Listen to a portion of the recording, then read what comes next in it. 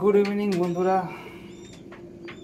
আজ 19শে ফেব্রুয়ারি 2025 সাল।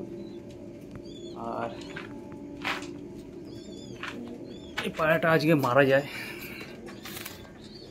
খুব পছন্দের একটা মাদি ছিল। 2 বছর আগে এই পায়রাটা আমি 30,000 টাকা দিয়ে কিনেছিলাম। 2 বছরের বেশি হবে হয়তো। পায়রাটা ফিমেল সেকশনে ছিল, মাদির সাথে জোড়া খেয়ে বারবার ডিম বাচ্চা করছিল।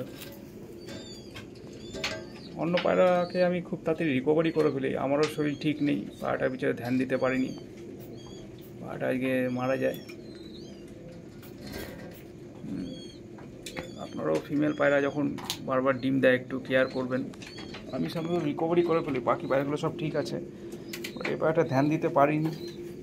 পছন্দের একটা মাদি ছিল, আজ মারা যায়। জেনারেশন ধরে রেখেছি, বাট মেন মাদি ছিল একটা ভালো পছন্দের। যাই হোক, ভিডিওটা এখানেই শেষ করছি। আপনারাও পায়রা ভালোভাবে রাখবেন। দেখেছেন মাদি জোড়া খেলে নানা রকম এদের শারীরিক সমস্যা হয়, দুর্বল হয়ে যায় শরীর, তার ফলে মারাও যায় পায়রা। ধন্যবাদ বন্ধুরা ভিডিওটি দেখার জন্য। ভালো থাকবেন।